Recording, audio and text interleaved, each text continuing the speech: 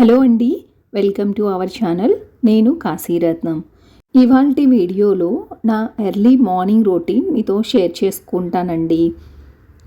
బాల్కనీలోకి అయితే వచ్చాను. పొద్దున్నే చాలా ప్లెజెంట్ వాతావరణము. 5 o'clock అలా లేచానండి. లేచి ఇక వీడియో అనేది ఇలా తీస్తూ ఉన్నాను. నాకెందుకో ఈ క్లైమేట్ చూస్తే వీడియో తీసుకోవాలి అనిపించింది. రోజు పొద్దున్నే లేవడంతోనే మనసులో ఏమనుకుంటామంటే చాలా హ్యాపీగా జరగాలి రోజంతా అని ఒక్కసారి మనసులో అనుకొని లేస్తూ ఉంటాము. తర్వాత జరిగే సిచ్యువేషన్స్ అన్నీ కూడా మనకి తెలీదు, వేటిని మనం ఫేస్ చేయాల్సి వస్తుంది ఏంటి అని. అదే జరిగింది ఈరోజైతే. వీడియో చూస్తూ ఉండండి, మీకు అర్థమవుతుంది. కిచెన్లోకి వచ్చి లైట్ అవి ఆన్ చేసుకున్నాను. నైటే గిన్నెలన్నీ వాష్ చేసేసి బాల్కనీలో అయితే పెట్టేశానండి. ఫస్ట్ కిచెన్లో ఫ్రెష్ అప్ అయ్యి వచ్చి ముందు రైస్ అయితే నానబెట్టేస్తాను. ఒక 10 minutes అలా వాటర్లో ఉంచేసి అప్పుడు పొయ్యి మీద పెడతానండి. రైస్ నానిందనుకోండి అన్నం బాగుంటుంది వండిన తర్వాత అని ఎప్పుడైనా అంతే. టైం ఉంటే ఒక 10 minutes అలా నానబెట్టేసి పక్కన ఉంచేసుకుంటాను. ఇక ఇందులో ఉన్న రైస్ వాటర్ అన్నీ కూడా ఒక గిన్నెలో పక్కన పెట్టుకొని పిల్లలు స్కూల్కి వెళ్ళిన తర్వాత నిదానంగా చెట్లకు పోస్తానండి. ఇలా చెట్లకు పోయడం వల్ల చాలా హెల్తీగా గ్రో అవుతాయి. సో అందుకని 2 daysకో అలా ఒకసారి అయితే చెట్లకు వాటర్ అయితే ఈ రైస్ వాటరే పోస్తూ ఉంటానండి. రైస్ వాటర్తో పాటు అలాగే కందిపప్పు కడిగినప్పుడు వాటర్ కానీ, మినప్పప్పు కడిగినప్పుడు ఆ వాటర్ కానీ వేస్తూ ఉంటానండి. ఆ వాటర్ కూడా చెట్లకు వేయడం వల్ల చాలా హెల్తీగా గ్రో అవుతాయి. ఇండోర్ ప్లాంట్స్ అయినా పర్వాలేదు, అవుట్డోర్ ప్లాంట్స్ అయినా పర్వాలేదండి. మినప్పప్పు వాటర్ మాత్రం కడిగేటప్పుడే మనం వేసేస్తే బెటరు, లేకపోతే అవి కొంచెం స్మెల్ వస్తాయి. రైస్ వాటర్ అండ్ కందిపప్పు వాటర్ వేసుకుంటే పర్వాలేదు. నేను ఈ వాటర్లో ఒక్కొక్కసారి టమాటో, ఆనియన్ తొక్క ఉంటాయి కదా, అవన్నీ కట్ చేసి ఇందులో వేసేసుకొని 1 hour అలా పక్కన పెట్టి వాటిని కూడా వేస్తూ ఉంటాను. చెట్లు చక్కగా గ్రో అవుతాయండి. ఇక్కడ వంటకి రెడీ చేసుకుంటూ ఉన్నాను కదా, రెడీ చేసుకొని స్టవ్ ఆన్ చేస్తే ఆన్ కాలేదు. సరే గ్యాస్ అయిపోయిందేమో అని చెప్పి చెక్ చేస్తే గ్యాస్ అయిపోయింది. సరే కొత్త సిలిండర్ ఎలాగో నేను నోట్ చేసి పెట్టుకుంటాను, ప్రతి ఒక్కటి మీకు చెప్తూనే ఉంటానుగా వీడియోస్లో. నా ఫోన్లోనే క్యాలెండర్ ఉంటుంది కదా, అందులో టైప్ చేసి పెట్టుకుంటాను, సేవ్ చేస్తాను అనమాట. పలానా డేట్కి అయిపోయింది అని చెక్ చేస్తే ఓకే, నిజంగానే అయిపోయింది. ఆన్ చేస్తున్నాను కదా, అస్సలు ఆన్ అవ్వట్లేదు. ఏంటి చాలా తక్కువ మంట వస్తుంది అని చెప్పి ఆపేసాను. ఆపేసి ఎంతసేపటికి అది ఆన్ అవ్వట్లేదు, కొంచెం మంటే వస్తుంది. సరే అయిపోయిందేమో అని చెప్పి పెడదామనేసి సిలిండర్ ఓపెన్ చేసేసి మళ్ళీ పెట్టడానికి ట్రై చేశాను. అందుకే అన్నిసార్లు ఆన్ ఆఫ్ చేస్తూ ఉన్నాను. సరే సిలిండర్ అయితే నేను పెట్టను, మా వారి చేతే పెట్టిస్తూ ఉంటాను. ఈ ఒక్క విషయం ఎందుకో నాకు చాలా భయంగా అనిపిస్తుంది. మా వారు పిల్లలు అప్పుడే లేస్తూ ఉన్నారనమాట. సరే మా వారు వచ్చారు, పెట్టారు. వెళ్ళిన తర్వాత ఒక 10 minutes తర్వాత ఒకటే స్మెల్, విపరీతమైన స్మెల్. అదేంట్రా బాబు, మార్నింగే ఇలాగా ఈ తలనొప్పి అనుకున్నాను. ఏ ప్రాబ్లమ్స్ ఉన్నా ఓకే, కానీ ఇలాంటివి ఏంటంటే మనకు అస్సలు అర్థం కావు. ఇక ఒక పక్క వంట చేయాలి, వంట ఏమో స్టార్ట్ చేశాను, అయిన వరకు అవుతుందిలే అనేసి ఇక చేస్తూ ఉన్నాను. రైస్ వండుతూ ఉన్నాను కదా, అయిపోయి కర్రీ స్టార్ట్ చేసేసరికి నాకు స్మెల్ ఎందుకో బాగా అనిపించింది. సిలిండర్ పెట్టిన తర్వాత ఒక 5 to 10 minutes గ్యాప్లో నేను చెక్ చేసుకుంటాను, స్మెల్ వస్తుందా, బాగానే సెట్ అయిందా అని. అలా ఆ ప్రాసెస్లో నాకు అర్థమైంది ఏంటంటే స్మెల్ వస్తూ ఉంది. సరే అని చెప్పి నేను 2 కబోర్డ్స్ అలా ఓపెన్ చేసేసి వెంటనే కాల్ సెంటర్కి కాల్ చేసి కనుక్కుంటే వాళ్ళు 7:30కి అలా పంపిస్తాము అని చెప్పారు. మార్నింగే కదా, ఎర్లీ మార్నింగ్ రావాలంటే ఎవరు రారు. సో అందుకని అలా వెయిట్ చేసి, పిల్లలకేమో స్కూల్ ఉంటుంది, కంపల్సరీ మనం లంచ్ బాక్సెస్ అయితే రెడీ చేయాలి, తప్పదు కదా. అందుకే కొంచెం జాగ్రత్తగా వంట మాత్రం ఫినిష్ చేసేసాను ఎలాగోలా.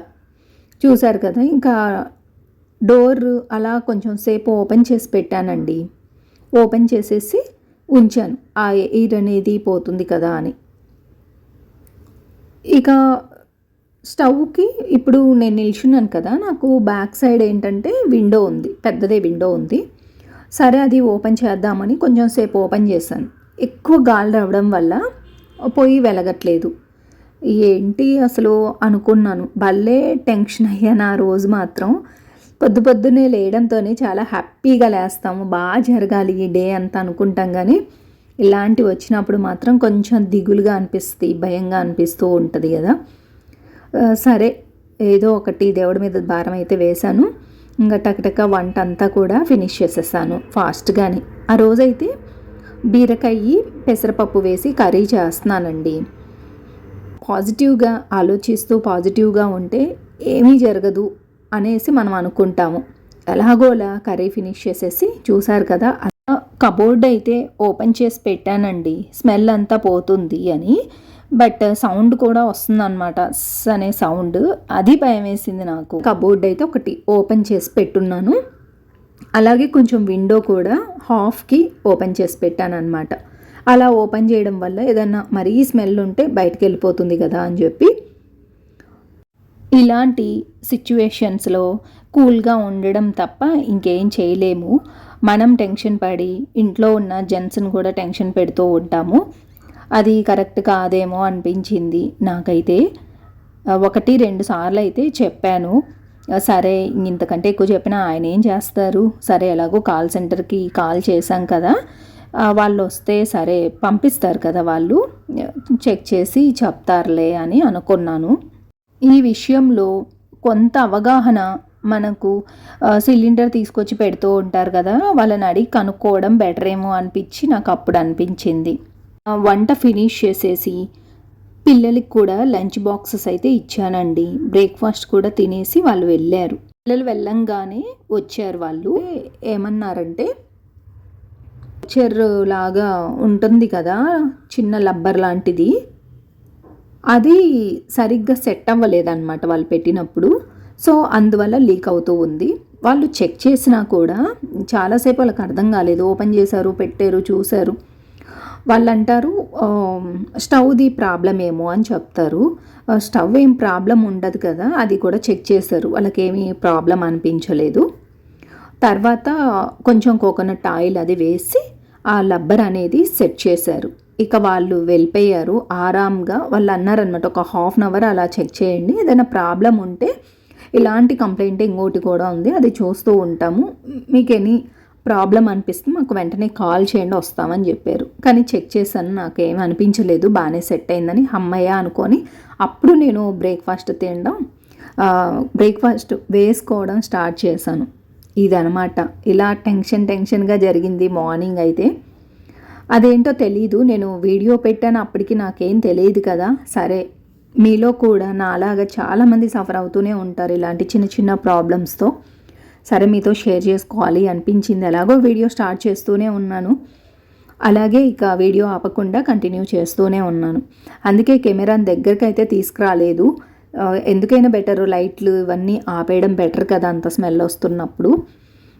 కంపల్సరీగా నేను సిలిండర్ వచ్చినప్పుడు చెక్ చేయించే తీసుకుంటానండి. వాళ్ళు చెక్ చేసినప్పుడు బాగానే ఉంది, మనము ఇలా పెట్టినప్పుడేమో అలా తెలుస్తుంది అనుకుంటాను.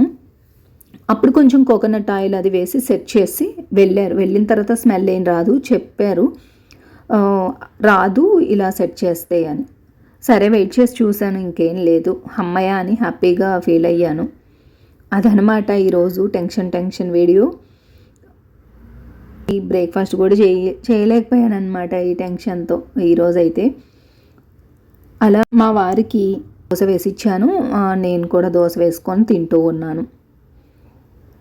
ఇంకా నా ఎడిటింగ్ వర్క్ అది కంప్లీట్ చేసుకున్నాను. ఆల్మోస్ట్ ఇంట్లో పనంతా కూడా నైటే చేసుకున్నానండి. నైటు ఇల్లు చేసి తడిబట్ట వేసేసుకున్నాను. అలాగే గిన్నెలన్నీ కడిగేసి బాల్కనీలో పెట్టేసుకున్నాను. ఇప్పుడు నైటే తడిబట్ట వేసుకున్నాను కాబట్టి ఇప్పుడు ఏమీ తుడవను. నార్మల్గా ఇల్లు అయితే ఊడ్చేస్తాను నీట్గా. ఈ మధ్య మార్నింగ్ కాఫీ తాగట్లేదు. బ్రేక్ఫాస్ట్ తిన్న తర్వాత తాగుతున్నాను. మార్నింగ్ అయితే జీరా వాటర్ తాగుతున్నాను, లేదంటే శంకుపూ వాటర్ ఉంటాయి కదా, అవి శంకుపూలు వచ్చిన రోజు కాచేసి ఆ టీ అయితే పెట్టుకుంటున్నాను. ఇలా నైటే పనులన్నీ కంప్లీట్ చేసుకోవడం వలన డే టైంలో కొంచెం ఆరాంగా ఉండొచ్చు. ఎడిటింగ్ వర్క్ ఉంది, అలాగే కొంత వీడియో తీసుకోవాల్సి వస్తుంది. అందుకని టకటక నైటే ఫినిష్ చేసేసుకున్నానండి పనులన్నీ కూడా. బెడ్రూమ్స్ అన్నీ కూడా ఇక క్లీన్ చేసేసుకోవాలండి, డస్టింగ్ చేయాలి. మరి డీప్ క్లీన్ ఏం పెట్టుకోను, ఫ్రైడే రోజు పెద్దగా చేయను. కాకపోతే బెడ్షీట్స్ అన్నీ చేంజ్ చేయాలంటే చేంజ్ చేస్తాను, లేదంటే అవే నీట్గా సర్దేసుకుంటాను. ఇంకా ఏమైనా పనులు ఉంటే చూసుకుంటాను. బ్రేక్ఫాస్ట్ ఇలా కాఫీ అయితే కంప్లీట్ అయిపోతుంది. ఈరోజు రెగ్యులర్గా నేను ఇంట్లో వేసుకునే టాప్స్ వాటిని పక్కన తీసి పెట్టుకున్నానండి. వాటిని బయట ఐరనింగ్కి అయితే ఇవ్వను, నేనే చేసుకుంటాను. ఆ వర్క్ కూడా ఉంది.